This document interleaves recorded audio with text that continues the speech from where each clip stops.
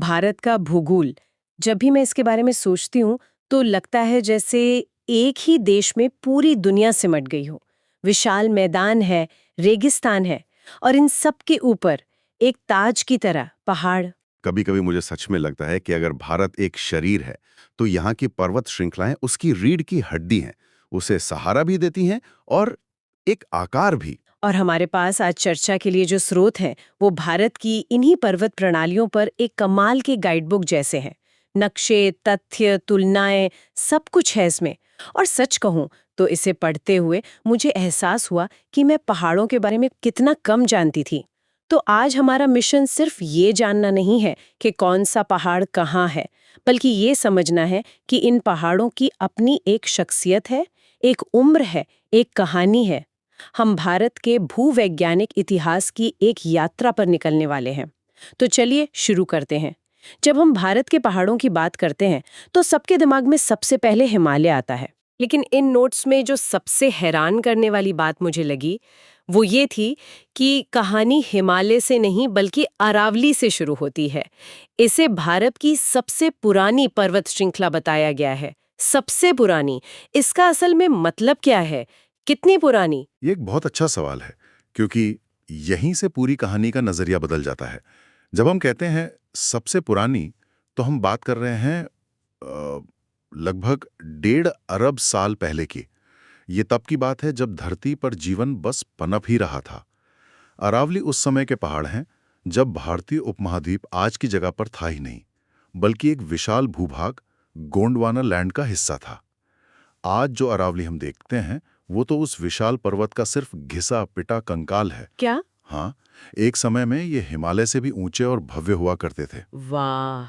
मतलब आज जो हम दिल्ली से गुजरात तक एक छोटी पहाड़ी श्रृंखला देखते हैं, वो असल में एक एक प्राचीन विशालकाय पर्वत के अवशेष हैं। ये तो किसी पुरातत्विक खोज जैसा लगता है। तो इसकी सर्वोच्च चोटी गुरु शिखर जो स्रोत में बताई गई है, वो भी इसी प्राचीन पर्वत का हिस्सा है। बिल्कुल, सोचिए, करोड़ों सालों की हवा, पानी और धूप ने उस विशाल पर्वत को तराशकर आज के आकार में ला दिया है। लेकिन इसकी अहमियत सिर्फ इसकी उम्र में नहीं है।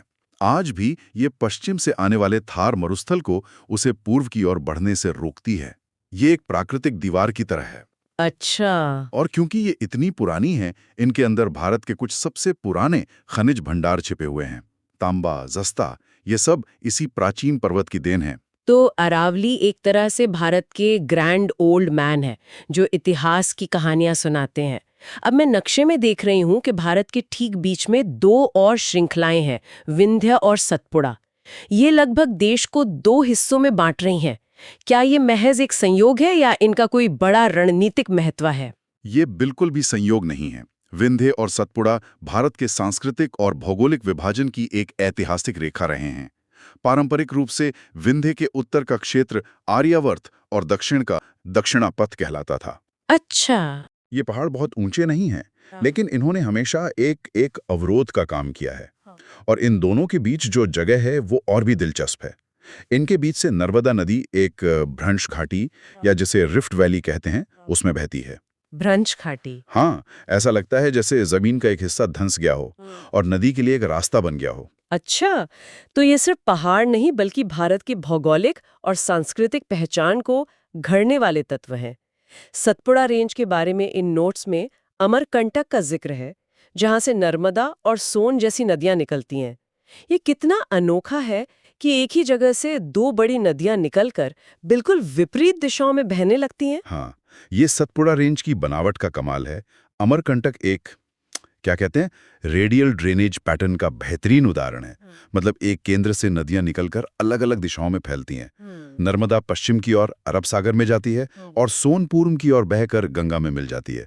ये जगह सचमुच में भारत के जल तंत्र का एक महत्वपूर्ण केंद्र है। तो हमने अब तक भारत के प्राचीन और मध्ययुगीन पहाड़ों की बात कर ली। अब कहानी के सबसे युवा, सबसे ऊंचे और शायद सबसे बेचैन किरदार की तरफ चलते हैं, हिमालय। स्रोत इसे युवा वलित पर्वत कहते हैं। युवा शब्द पहाड़ों के लिए थोड़ा अजीब लगता है। इनका मतलब क्या है?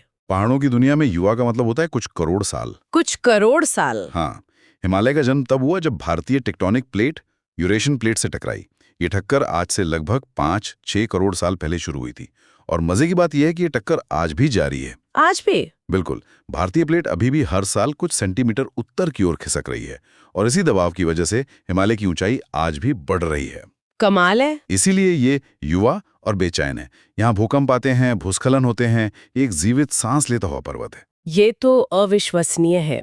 मतलब हम एक ऐसी पर्वत श्रृंखला के बारे में बात कर रहे हैं जो हमारे जीवन काल में भी थोड़ी और ऊंची हो जाएगी। और स्रोत बताते हैं कि हिमालय सिर्फ एक पहाड़ नहीं है, बल्कि एक दूसरे के समानांतर चलती हुई 4 परतें हैं। ये विचार ही अपने आप में भव्य है। क्या आप इन परतों को थोड़ा और सरल तरीके से समझा सकते हैं? जरूर।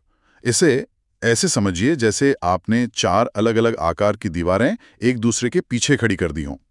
सबसे उत्तर में तिब्बत के पठार से सटी हुई है ट्रांस हिमालय। ये थोड़ी सूखी और ठंडी है। भारत की दूसरी सबसे ऊंची चोटी K2, जो कि काराकोरम रेंज में है, यहीं स्थित है। ये एक तरह से हिमालय का प्रवेश द्वार है। और उसके ठीक बाद आती है सबसे मशहूर दीवार, महान हिमालय या हिमाद्री। नाम तो बहुत भव्य है। क्या सिर्फ ऊंचाई ही इसे महान बनाती या कुछ और भी है? ऊंचाई ही इसका सबसे बड़ा परिचय है। दुनिया की छत यही है। माउंट एवरेस्ट, कंचनजंगा, सारी बड़ी चोटियां इसी लाइन में खड़ी हैं।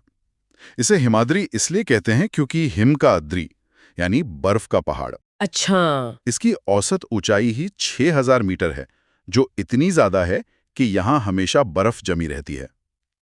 यही बर्फ पिघलकर गंगा, यमुना, ब्रह्मपुत्र जैसी हमारी सदियों पुरानी नदियों को जीवन देती है। तो ये सिर्फ एक महान पर्वत नहीं, बल्कि उत्तर भारत का वाटर टैंक है। बिल्कुल। Water tank.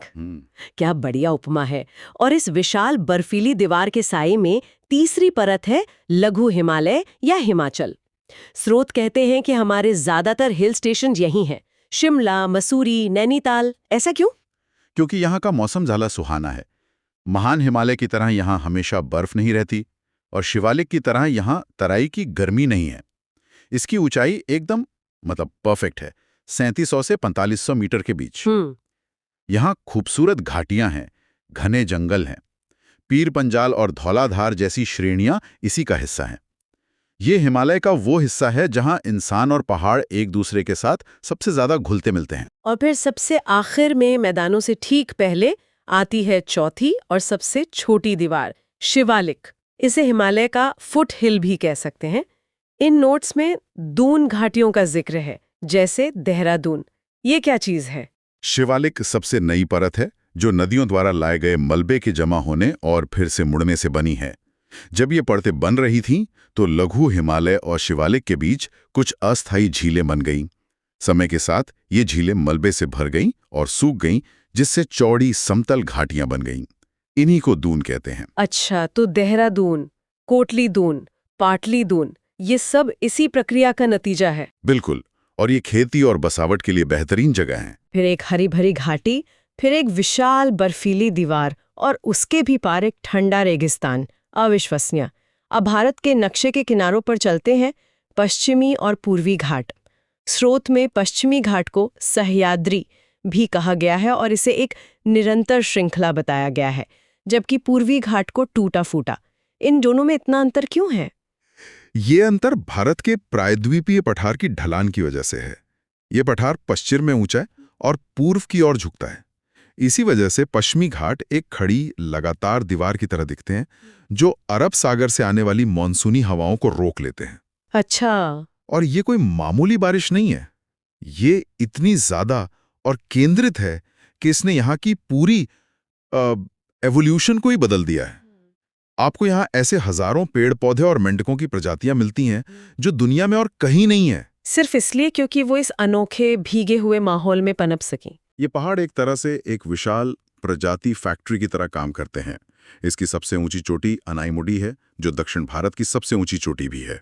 प्रजाति फैक्ट्री, ये शब्द हमेशा याद रहेगा। तो पश्चिमी घाट एक अखंड दीवार